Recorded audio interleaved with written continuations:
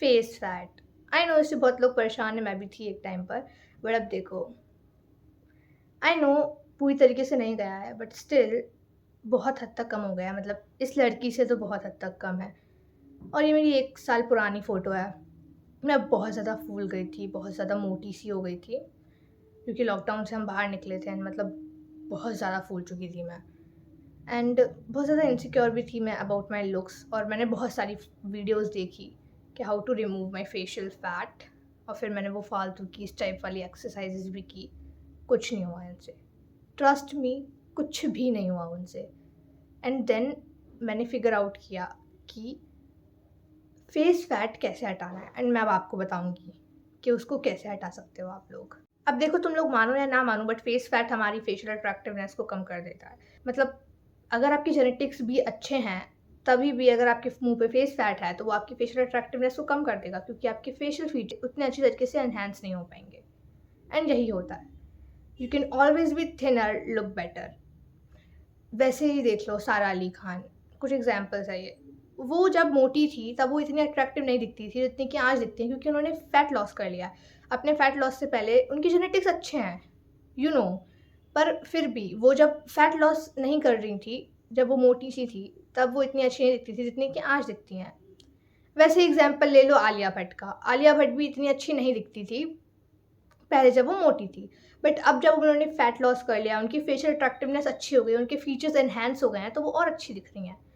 तो इसका यही सीधा मतलब है कि फेस फैट आपको फेशियल अट्रैक्टिवनेस कम कर देता है आपकी, भले ही आपके जेनेटिक्स कितने भी अच्छे हों। अब ये फेस फैट आता कहाँ से है और इसको हटाए कैसे? So the first point is genetics. Yes, genetics आपके फैट डिस्ट्रीब्यूशन वाले प्रोसेस में मेजर रोल प्ले करता है। आप लोगों ने नोटिस किया होगा कि आपके बॉडी में ऐसा कोई पार्ट होगा जहाँ पे बहुत ज़्यादा फैट स्टोर होता होगा। लड़कियाँ भी इससे परेशान हैं कि इस पर्टिकुलर पार्ट में इतना फैट क्यों स्टोर होता है। तो it is just because of genetics. कुछ लोगों के जेनेटिक्स ऐसे होते हैं कि उनके सिर्फ फेस में ही जो फैट है वो स्टोर होता है। मतलब सबसे पहले आपके फेस में फैट स्टोर होगा, उसके बाद कहीं और होगा। तो ये भी एक प्रॉब्लम है। So the second point is rapid weight gain.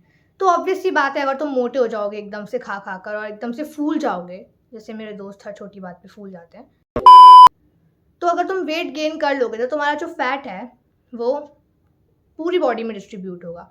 और अगर तुम्हारे जेनेटिक्स ऐसे हैं कि तुम्हारा जो फैट है वो सबसे पहले तुम्हारे फेस में स्टोर होता है, फिर तो तुम गए काम से, क्योंकि तुम मोटे हो जाओगे तो तुम्हारा सबसे ज़्यादा फैट जो है वो फेस में स्टोर होगा और ऐसे तुम्हारे पास फेस फैट आ जाएगा। So the third point is, अगर तुम्हारी डाइट पुअर है, पुअर डाइट मतलब कि तुम एकदम ज़्यादा शुगरी ड्रिंक्स कंज्यूम कर रहे हो, कार्ब्स खा रहे हो, प्रोटीन और फाइबर बिल्कुल भी नहीं ले रहे हो, और वेजिटेबल्स वगैरह कुछ नहीं खा रहे हो और बस तुम जंक फूड खाते जा रहे हो, एकदम शुगर ले रहे हो, कार्ब्स ले रहे हो, तो ऑब्वियस सी बात है अगर तुम्हारी डाइट पुअर होगी तो तुम लोग वेट गेन करोगे, और वेट गेन करोगे तो फैट आएगा।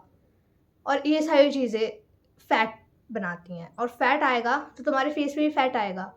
तो ये भी एक प्रॉब्लम है। पुअर डाइट होगी तो फिर भी चलेगा, अगर तुम अच्छा खाना नहीं खा रहे हो, हेल्दी नहीं खा रहे हो, अनहेल्दी खा रहे हो, जंक फूड खा रहे हो। बट अगर तुम एक्सरसाइज नहीं कर रहे हो, लैक ऑफ एक्सरसाइज, अगर तुम एक्सरसाइज नहीं कर रहे हो मतलब तुम खाते जा रहे हो, ऑब्वियसली बात है यार, अगर तुम खाते जा रहे हो और तुम चलते नहीं हो, बस दिन भर पड़े रहते हो, रील्स देखते रहते हो और बिल्कुल भी अपनी बॉडी को मूव नहीं कर रहे हो, वर्कआउट वगैरह नहीं कर रहे हो, तो तुम मोटे हो जाओगे, क्योंकि तुम सिर्फ खा रहे हो और तुम अपनी बॉडी से कुछ काम नहीं करवा रहे हो, तो तुम मोटे हो जाओगे, फैट बनेगा, उससे भी फेस फैट आता है। So the third point is water retention. अब ये वाटर रिटेंशन क्या होता है? वाटर रिटेंशन का सीधा सीधा मतलब ये है कि तुम सोडियम बहुत ज़्यादा कंज्यूम कर रहे हो। सोडियम मतलब सॉल्ट कंज्यूम कर रहे हो।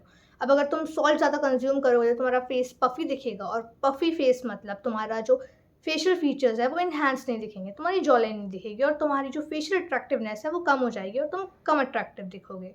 अब देखो, तुम सॉल्ट खाना तो छोड़ नहीं सकते। अगर छोड़ भी दोगे चलो, तो 1 हफ्ते तक छोड़ोगे, 2 हफ्ते तक छोड़ोगे, 3 हफ्ते तक छोड़ोगे, ज़्यादा से ज़्यादा 1 महीना। उससे ज़्यादा तुम नहीं कर पाओगे, क्योंकि तुम फीका खाना कैसे ही कोई इंसान खा सकता है। तो ये तो एक शॉर्ट टर्म सॉल्यूशन है कि अगर तुमने सॉल्ट खाना छोड़ भी दिया तो तुम 1-2 हफ्ते तक स्लिम दिखोगे, 1-2 हफ्ते तक थिन दिखोगे, और तुम्हारी जो फेस फैट है वो चला जाएगा। बट उसके बाद तो तुम सॉल्ट खाना शुरू कर दोगे तो तुम्हारा फेस फैट आ ही जाएगा। तो ये एक शॉर्ट टर्म सॉल्यूशन है। अगर लॉन्ग टर्म सॉल्यूशन चाहिए तो हमें हमारा ओवरऑल बॉडी फैट कम करना पड़ेगा। अगर तुम लोगों को जेन्युइनली ये फेस फैट हटाना है ना, तो कैसे हटाएँ आप इसको? तो सबसे पहले तो यार ये फालतू चीज़ें करना बंद कर दो कि ऑनलाइन जाके सर्च कर रहे हो कि फेस फैट कैसे हटाना है और तुम ये सब फालतू एक्सरसाइज कर रहे हो रोज़ के लिए, मत करो। बिल्कुल भी मत करो, इससे कुछ नहीं होता है। ये सब फालतू चीज़ें हैं, मैंने खुद ट्राई किया है, कुछ भी नहीं होता इनसे। अरे तुम खुद सोचो ना कि अगर तुम अपने बॉडी में से सिर्फ़ किसी एक पार्ट का फैट हटाना चाहोगे, सिर्फ़ किसी एक पार्ट का, तो कैसे हटा सकते हो यार? अगर फैट कम होगा, अगर वेट कम होगा तो पूरी बॉडी का कम होगा ना, वेट सिर्फ़ एक पार्ट का थोड़ी कम होता है। या तुम चेक करते हो वेट तो सिर्फ़ एक पार्ट का वेट थोड़ी चेक करते हो, पूरी बॉडी का करते हो ना। तो एक पार्ट का फैट या एक पार्ट का वेट कैसे कम हो सकता है? खुद दिमाग लगाओ। तो मत करो ये सब फालतू चीज़ें, इनसे कुछ नहीं होगा, तुम्हारा टाइम वेस्ट होगा। अब ये फालतू चीज़ें एक्सरसाइज़ ना करें तो कैसे कम करें हम ये फेस फैट? तो फेस फैट कैसे कम करना है, मतलब अपना ओवरऑल बॉडी फैट कैसे कम करना है कि अपना डाइट अच्छा रखो। डाइट अच्छा रखो मतलब कैलोरी डेफ़िशिट करो। कैलोरी डेफ़िशिट क्या होता है अब ये? तो कैलोरी डेफ़िशिट बेसिकली ये होता है कि तुम अपनी रोज़ की कैलोरीज़ में से, मतलब अपनी मेंटेनेंस कैलोरीज़ में से 300-400 अपने कम्फ़र्ट के हिसाब से कम कर रहे हो, जितना भी तुम्हें लगता है। तो तुम अगर 300-400 कैलोरीज़ कम कर दोगे तो तुम्हारी जो बॉडी है वो खाना ढूँढेगी, क्योंकि तुम रोज़ 300-400 कैलोरीज़ कम खा रहे हो।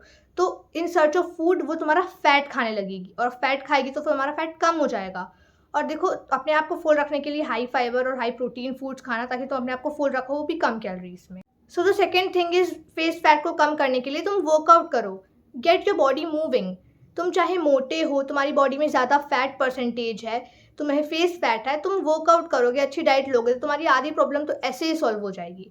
सो द कंक्लूजन इज़ कि तुम्हें चाहे अपना बॉडी फैट कम करना हो, फेस फैट कम करना हो, बेली फैट कम करना हो, ओवरऑल बॉडी फैट कम करना हो, तुम्हें डाइट और एक्सरसाइज तो करनी ही पड़ेगी। बिकॉज़ बिना हार्ड वर्क के तुम कोई चीज़ कैसे ही पा सकते हो? वो कहते हैं ना कि अगर कुछ पाना है तो कुछ खोना पड़ता है। तो यही चीज़ यहाँ पे अप्लाई होती है। और वर्कआउट और डाइट भी ऐसे-वैसे नहीं कि तुमने 1-2 हफ्ते करी, 3-4 महीने करी, तुमने छोड़ दी। ये तो तुम्हें सिर्फ़ थोड़े टाइम के लिए अट्रैक्टिव दिखाएगा ना। अगर तुम्हें जेनुइनली पूरे टाइम के लिए, बाकी बची हुई तुम्हारी सारी लाइफ़ के लिए अट्रैक्टिव दिखना है, तो तुम्हें वर्कआउट और डाइट करना पड़ेगा, वो भी फुल कंसिस्टेंसी, मोटिवेशन के साथ और डिसिप्लिन के साथ। देखो, motivation is temporary but discipline is permanent. तो अगर तुम्हें और अच्छी ऐसी वीडियोज़ चाहिए, मोर इन्फॉर्मेटिव वीडियोज़, तो मुझे सब्सक्राइब कर दो and I will see you in the next one.